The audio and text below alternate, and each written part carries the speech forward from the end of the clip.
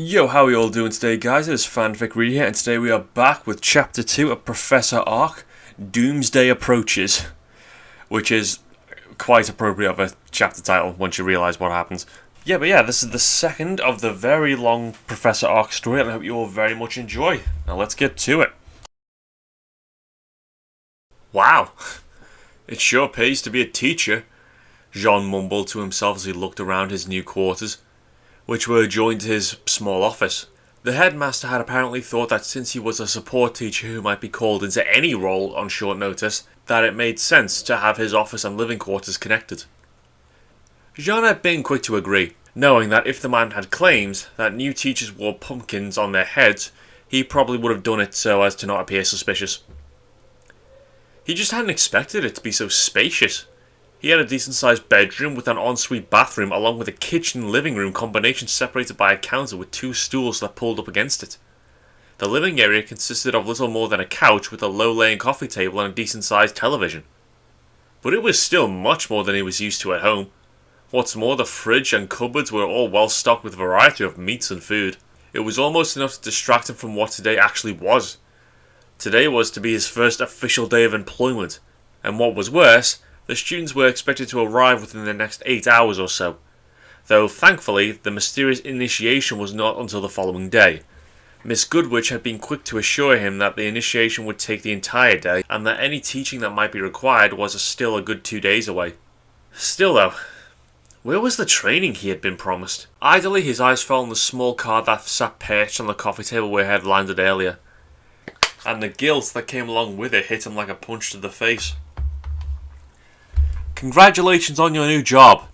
It was filled with kind and loving words, not only from his mother and father, who had been shocked but ecstatic that he had landed such a good job, but also from his sisters, who pretty much expected him to be a bum all of his life. Such faith. And yet probably rightfully deserved. We're so proud of you. He could remember the look on his mother's face when he told her what had happened. Oh, and he made some alterations to the tale. As far as they knew, he wasn't going to be teaching at a combat school with younger teenagers, but the gist of the job had been the same. He would be teaching, so maybe the lie wasn't that bad. Who am I kidding? I'm going straight to hell. Still, his parents had been supportive and helpful, and had even taken him out shopping for supplies as a gift to him. Hence the new coat he was wearing that crossed over his breastplated chest and swept down to the back of his knees. It wasn't a fashion statement though. One of the concerns that Jaune had given to his parents was that the 14-year-old students he was going to be teaching wouldn't give him the full respect since he was so young. His mother had suggested dressing to make himself look older and just not mentioning his age to any of them. So he knew where he got the lying from anyway. Either way, she had chosen the dark blue coat because apparently it showed off his height, and also hid his chest and his arms from view. She said most people would just see the sword and shield, along with the coat and armour, and assume him to be a lot more buff than he actually was beneath it all. He'd taken the obvious dig in stride and agreed with the decision. He couldn't say he felt, or looked any older, but maybe it would work on other people. "Mr. Ark, may I come in?" A recognisable female voice asked from outside the doors to his quarters. Jaune quickly walked over and opened it to reveal a stern face of Glenda Goodwitch. Good morning, Miss Goodwitch. Please come in." He beckoned with his arm, stepping back to allow her entrance. He tried not to pay much attention to the way her green eyes quickly snapped left and right to inspect the room, before settling on himself once more. "A new fashion statement, Mr. Ark?" "It was a suggestion from a friend, to help me look older in the eyes of the students. So it totally wasn't his fault if it was against the rules or anything," he didn't add. I see. Are you worried about teaching students so close to your age?" Her voice and face were calm as she asked the question, and he wasn't able to tell if it was some kind of trap. "Just concerned," he diverted instead. "I don't doubt my ability, but I am a little concerned that some of the students might rebel against such an idea, hence my wanting to appear a little older than I actually am." That sounded like something the ideal teacher would say, didn't it? All he had to do was make every decision and say everything, as if the welfare of his students was the most important thing in the world to him. "I can understand that," Miss Goodwitch accepted as she shuffled some books onto his counter. "Don't worry about it too much, though. As a support teacher, you will be teaching in conjunction with myself or others. If they fail to show you the proper respect, they will soon learn the error of their ways. Ah. He couldn't help but coo to himself as he simply nodded his thanks to her. That was actually a pretty sweet and supportive thing to say, which surprised him since it was coming from the stern-looking woman. Thank you, I do appreciate that. Is that the material I need to look over? That certainly did look like a lot of material, at least 6 tomes worth, as well as a number of stapled sheets of paper set to the side. This is the course syllabus for Professor Port's Grim Studies class, as well as Professor Obleck's history class. The headmaster has decided you will work with those 2 teachers, as well as myself. I have also included some books on teacher training for you to look through, as well as a few tips I thought to write down myself. The woman hesitated as she said this, before showing him the printed paper, which seemed to entail 3 full pages of written text in elegant handwriting. Wow, you really went for a lot of effort for me. Thank you so much, he said as he took the pages and glanced over them. They seemed to be mostly focused on how to keep order and discipline teenagers in class. For a moment he felt incredibly awkward that she had effectively handed him tips on just how to punch people. But then again, the other things were probably covered in the books. It's no problem, the deputy waved away, though there was the tiniest hint of pink on her cheeks at the honest praise. Now, this is wonderful, Miss Goodwitch. This was exactly what he needed to have a chance here. What's more, she had perhaps inevitably told him exactly what he would be helping with, and provided him the syllabus ahead of time. All he would need to do was see what they were covering in the upcoming class and memorize everything on the subject, and he would be fine. I suppose you can call me Glenda outside of students' hearing, the blonde interrupted his thoughts as she turned away from him while speaking. Why was she looking away from him? You can probably get away with calling most other teachers by their names, or simply their title. Well, thanks then, Glenda. I hope you'll call me Jaune as well. Of course, Mr. Ark, she replied, apparently not able to address him so casually. I do apologise that I won't be able to offer you more one-on-one training, but the students are arriving today. Yes, initiation, I've heard of it. Is there anything you need me to do to help with that? He certainly hoped not. He was already on limited time and he didn't even know what the initiation was yet. No. But thank you, Mr. Ark. We'll have that all covered for tomorrow. I think it might be best if you simply looked to read as much of the material as you can. I'll have someone come and collect you before the first bullheads arrive. I think it would be best for your credibility if you were to seen immediately alongside the other teachers. Oh, I understand, he accepted with glee. Perfect! Now just to get rid of Glenda so we could have as much time to read as possible and get ready. Is there anything else? No, that is all. I will see you later, Mr. Ark. And with that she was gone, slipping out of the room before he could even so much as offer her a goodbye. Man, she's a weird cookie. But still, she saved my bacon. Now all he had to do was read as much of this as he could. Right? Captain's Log. Day 30. More history. The General leads his troops in a surprise raid on the fortress of Fort Castle.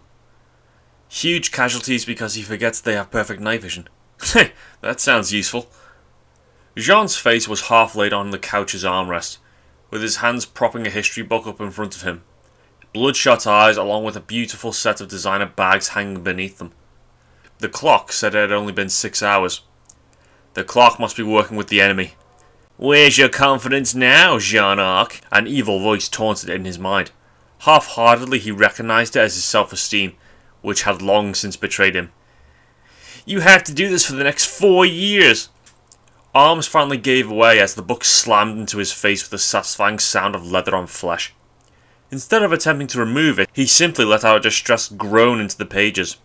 There was so much to cover and so much to remember. He'd learned the types of grim most common to Vale, as well as their general appearance, behaviour and threat levels. He'd also done his best to memorise whatever he could on weaknesses and how to fight them.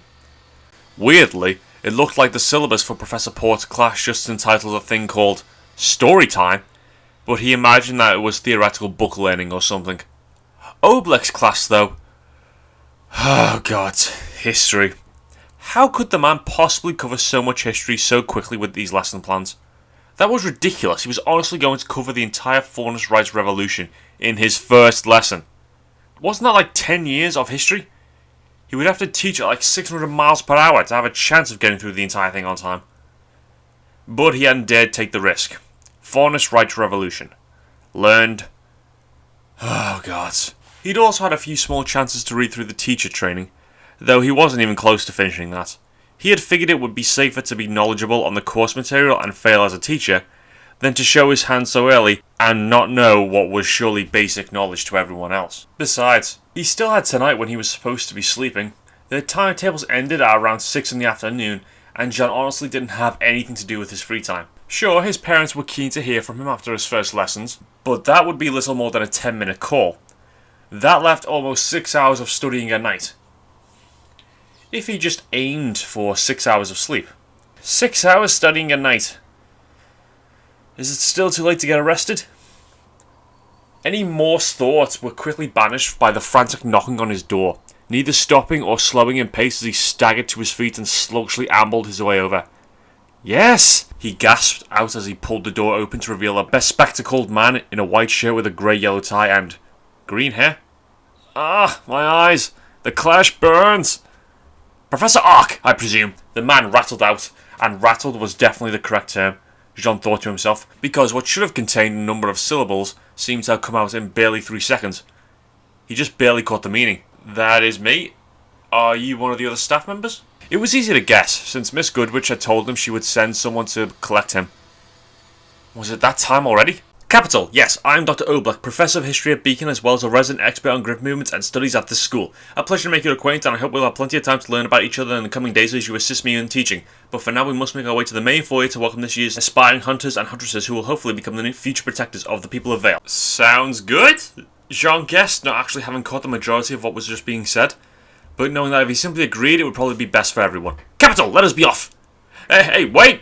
He shouted out as the man zipped from the room, easily outpacing Jean as he struggled to strap his sword into place while locking the doors behind him. He just caught sight of a green glimpse vanishing around the corner as he sprinted after the man. What kind of teacher acts like this? He shouted in his mind as he spun around the corner, once more barely glimpsing the professor vanishing down another corridor. And wasn't it ironic that he was criticising a trained and proven teacher in the first place? Dr. Oblak, please slow down, he called out as his body ached, unable to continue the grueling pace he set by the older man. Fatigue mixed in with a general lack of stamina eventually caused him to lose the professor as Jean came to a stop against a wall, his hand propping himself up as he panted it to himself in exhaustion. As if to make matters worse, he could faintly hear the sounds of bullheads approaching the academy, no doubt bringing the new student which he was supposed to be visible in front of. Damn that stupid hyperactive excuse for an adult. What the hell? Now he was certainly going to get it from Goodwich, and on his first day as well. Still, he wasn't a child anymore, apparently anyway, so he couldn't just sit there and wait to be found by a teacher. Similarly, he hadn't thought to actually ask for the contact numbers of the other staff. He would just need to make his way to where the others probably were. Come on, Ark, think. Surely it would be at the same place you landed at. Beacon Academy is mostly a circle. So if I can find my way outside, then I can make my way to the central plaza. The problem was, he couldn't see any way to actually get outside, bar climbing through a nearby window. Ah, son of a... Well, in for a penny. Things were not going well for Ruby Rose, 2 years younger than anyone else at Beacon and already abandoned by the one person she thought she could rely on. From there, she had caused some kind of explosion with a crabby girl and generally been abandoned to lay on her back in the middle of an empty pathway by the rest of the student body. Yep, great start to my life here. Hey there, you okay? A muscle-lined voice asked from outside her view of vision, causing her to sit up on her rear and look around. Standing not 2 feet to her left was what looked like to be another student, smiling at her. That was a good sign, right? Hey, she shyly greeted back, wondering why he had actually come to her when she was lying on the ground like some kind of weirdo. He looked nice enough, with hair a similar shade to Yang's but bright blue eyes. He was really tall though, easily topping 6 feet in height, and he almost looked a little intimidating too with that heavy-looking coat. If it wasn't for a gentle look in his eyes, she might have been nervous to respond to him. Let's get you up, he simply said as he offered her a hand to her, hoisting her onto her feet with a single tug. Ruby quickly let go of his hand and stepped backwards in mild embarrassment. This wasn't exactly how she planned to make her first impressions at Beacon. Thanks, I'm Ruby, she greeted instead, shaking her head quickly in an attempt to dispel the nerve she was feeling. Ruby Rose. Nice to meet you. Jean Ark. What are you doing late in the middle of the plaza like that? Oh damn, he wasn't meant to ask that. Didn't he realise it was probably better to ignore the clearly stupid position he had found her in? I guess I just needed to relax for a little bit. she attempted with a weak grin. Right. He didn't sound convinced. Okay, I had a pretty bad start and I was just being dramatic. Can we just ignore how you found me, please? Her shyness was forgotten as she huffed in annoyance. But the action, instead of insulting him, made him laugh. Initially, she smiled as well. Hey, this wasn't so hard after all. Okay, you shouldn't worry though. It's your first day, I'm sure you'll be fine. I'm a little lost as well. Maybe we can both help each other find the rest. Sure, Ruby chippered, inwardly clapping herself on the back for actually making a friendly acquaintance on her first try. Even if it was purely luck that he had been another lost student like himself. I didn't see where the others went though. Just follow me. We'll head to the main hall. He seemed to know where he was going, which was lucky since she didn't want to get lost or miss the initiation. Wouldn't that just be humiliating? The youngest girl to ever attend being kicked out before she could even begin. Yeah, that sounded great. Go down in the history books. Woo! So, I've got this thing, Ruby offered in an attempt to fill the silence that was forming between the two of them, jumping ahead of him and deploying her baby for him to marvel at. As usual, his reaction was immediate surprise, or awe, as she preferred to call it. This is Crescent Rose, a high-impact customizable sniper rifle. And a scythe? Jaune asked in apparent amazement, to which she nodded in pride. That's right, I made her myself at Signal. She's called Crescent Rose, and she's the best weapon in the world. She rubbed one hand up its shaft as she said that, with a fond look in her eyes. Yeah, that's impressive. So, what you got? She asked, eager to know what weapon her potential new friend used. It wouldn't be as epic as Crescent Rose, of course, but she was still confident it would be a good weapon, and she definitely wouldn't insult him by drawing attention to its inferiority to Crescent Rose. That was hardly fair, since everything was inferior to it. Everything. Well, I've got my sword, he offered as he waved the weapon for her to look at. It was fairly simple, but definitely seemed like it had seen battle, which was a plus. And I have a shield that turns into a sheath when I don't need to carry it. But wouldn't it still weigh the same? Well, yeah, but it's easier to carry it buckled to my hip than constantly on my arm. Oh, that makes sense. I'm a bit of a geek, but the classics are cool too. She hoped she hadn't offended him, but he looked more amused than anything else. An emotion she was used to seeing on Yang's face. But she would put up with it if she had to. Mr. Ark! There you are. A female voice interrupted them before Ruby could ask any more questions. She winced as she saw who it was who was approaching them. Oh god, it was the teacher again from the police station. Goodwitch or something, with a terrifying expression and the evil eyes. When I'm a huntress, I'll sign autographs. There you are. I have been looking all over for you. What happened? Ruby kept silent as the woman addressed the student next to her, unwilling to draw the woman's attention. Miss Goodwitch, I'm sorry, Dr. Oblak was so fast, I just couldn't keep up with him. The woman seemed to sigh in annoyance as she looked to one side, muttering something about coffee from what little Ruby could hear. Either way, she seemed to accept his excuse without argument. Ah, I see you have found Miss Rose as well. I hadn't realised she had been separated from the main group. Ruby spared her a small wave to those green piercing eyes, but her attempt at a friendly smile to placate the older woman quickly wilted. Well, Ruby has been helping me find my way here. I hope I haven't made her late. Huh? That sounded weird. Why was Jaune claiming that she had been the one to help him out? And why was he so calm when the two of them were clearly in so much trouble? Jaune? She asked simply, wondering what he was talking about. That's Professor Ark to you, Miss Rose. The stern woman quickly interrupted, causing Ruby to rear back in shock as she stared at her new friend in a mixture of shock and horror. He simply shrugged apologetically in return.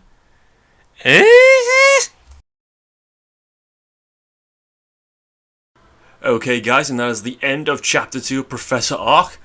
And I hope you all realise this by now, that when this story does get serious, and it does a couple of times to be fair, it does a good job of being serious. It is so fucking funny, I cannot even... I don't think I'm gonna be able to do the story justice about how funny some of these situations get. Like, seriously, it's ridiculous. Like, the stories don't usually make me laugh out loud. They don't make me laugh out loud, but this one does, and it's so good. Alright then guys, yeah, I will see you all in the next chapter, and I hope you all have a lovely day. Please like, subscribe, and I'll see you all in the next chapter.